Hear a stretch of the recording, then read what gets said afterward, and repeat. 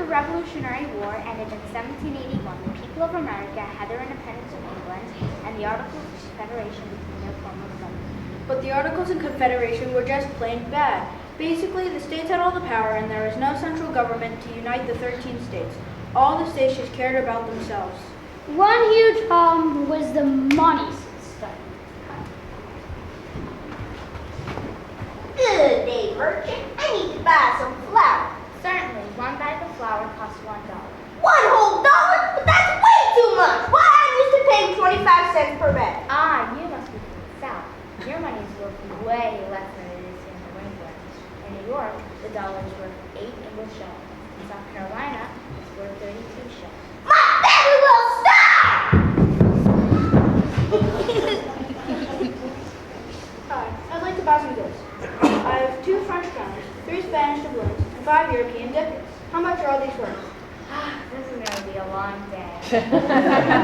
Money problems plague the nation with great debts owed to foreign countries due to the cost of the war. No states want to pay! People everywhere are suffering because of the poor economy. Farmers in Massachusetts became particularly angry.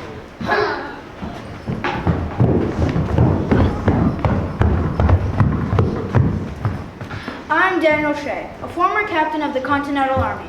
I'm fed up with how the state is treating former soldiers like me. They're refusing to pay us for our services. Well, this is our They treat us like dogs!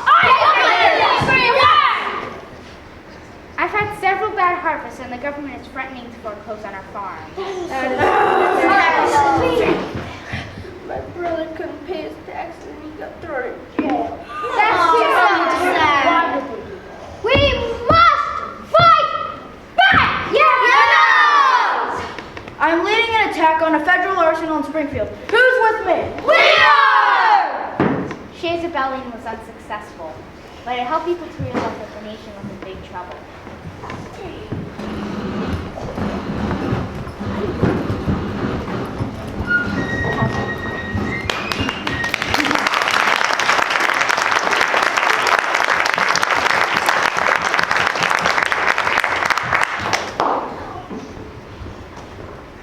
People realized that something needed to be done.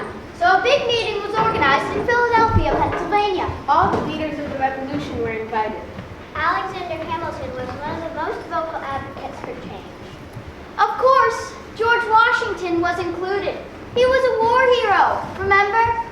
It wouldn't be a gathering of the founding fathers without Benjamin Franklin. James Madison from Virginia got there early and began to formulate a plan right away. Later, he was called the father of Constitution. The early bird gets the worm.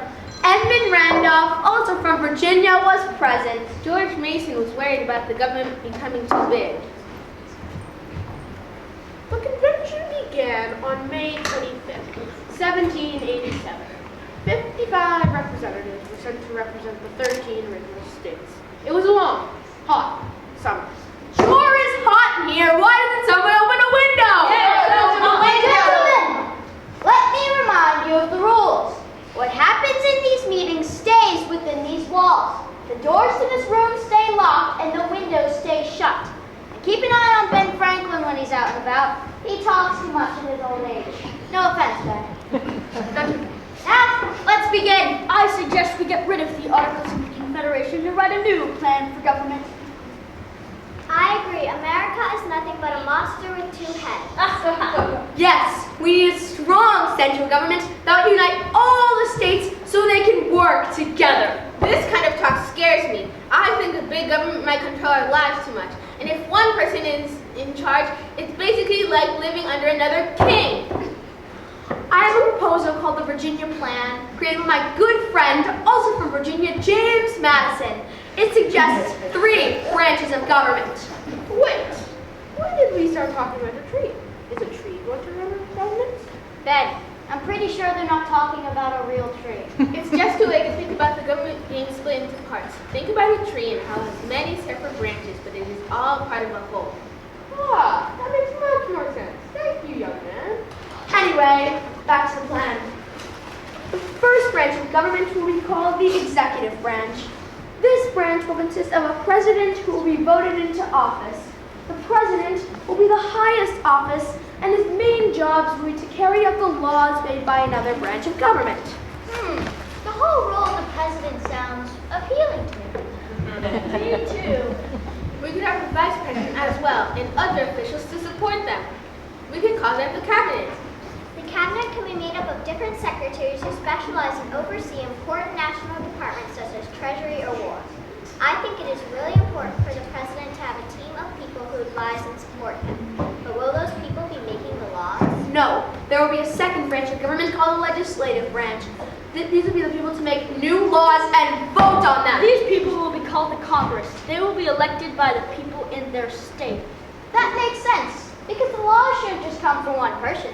They should be decided by people from all over the country. The third branch of government will be called the judicial branch. Its role will be to judge the law to make sure it remains fair. There will be 9 judges, also known as justices, belonging to the greatest court in the land. Let's call it the Supreme Court. Huzzah! It sounds like these justices will have to be experts in the Constitution we are creating right now. Excellent. 3 different branches of government that each share power to ensure one person does not control everything. Each branch has an important role in making our country run smoothly. I feel like we're not really uniting together to make these decisions. United? States that are united in America? The United States of America!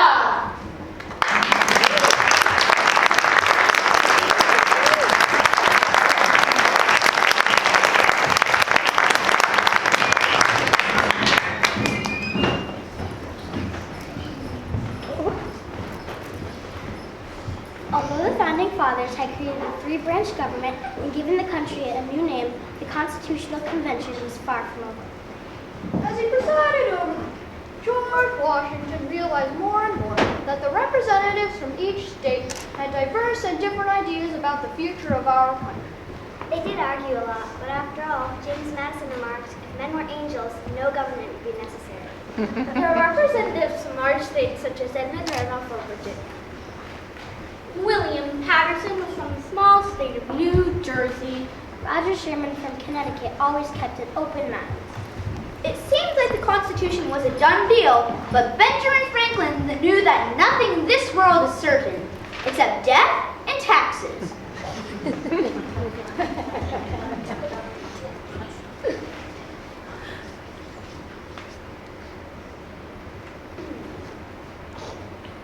Gentlemen, please, we must come to some consensus about the number of congressmen from each state.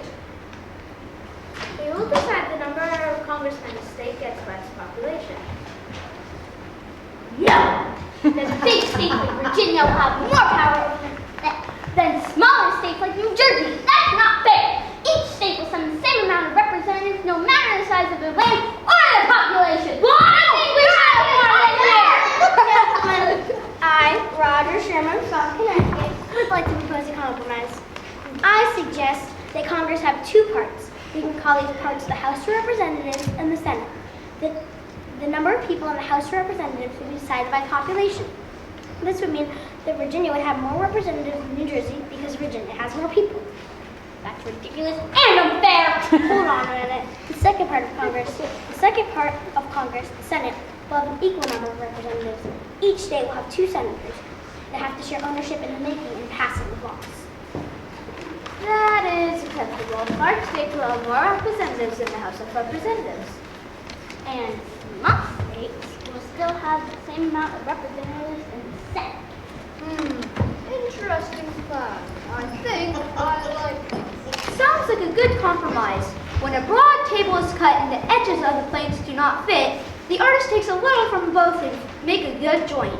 In like manner here, both sides must part from some of their demands in order to form an accommodating proposition. There was another issue that provoked strong argument. This was the existence of slavery in America. I think the Constitution should also end slavery. If we want to be a great country, we cannot continue to allow slavery. Slavery is essential parts of the economy of the South. Southern farms need slaves to plant and pick tobacco and other crops. Slavery should be abolished. Why I completely disagree? We need slaves! Conflict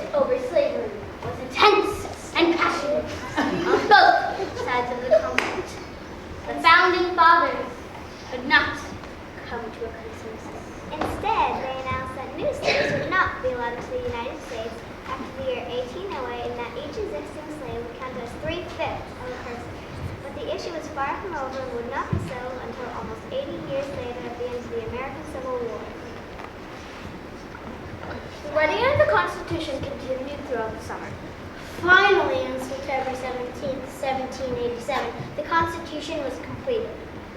One delegate report. 'Tis done, we have become a nation.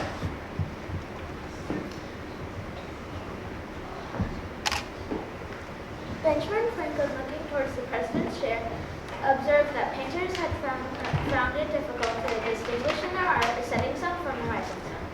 I have, said Franklin, often in the course of a session looked at that sun behind the president without knowing whether it was rising or setting. But now at length I have the happiness to know it is a rising and not a setting sun. The Constitution of the United States was completed.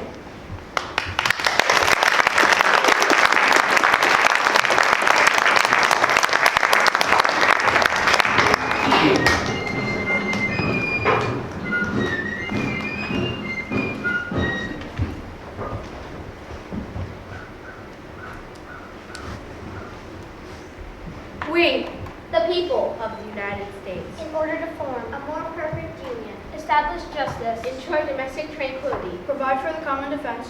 Promote the general warfare. and secure the blessings of liberty to ourselves, And our posterity. do ordain and establish This Constitution. for the United States of America.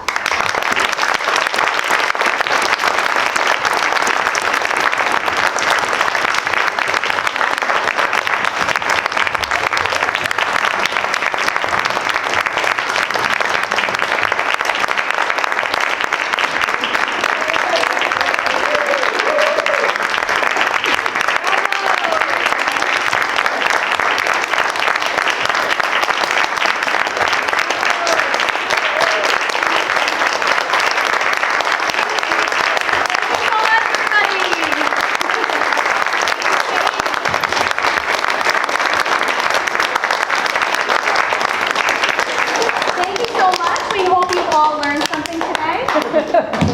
And, You make your way out. okay, so people have asked that. We will be conducting the class in here, so feel free to mingle and talk, but please, when you do exit, go either through science or back through the upper aisle. Thank Okay. you so much for coming. Thank you, middle Thank school, you for for letting us performers. use the space. And thank you all of you for your support of this production. The costumes look awesome. And we really appreciate all the work that was done that went into these difficult lines too. I'm really impressed by everything that the kids did. So thank you. Have a great day.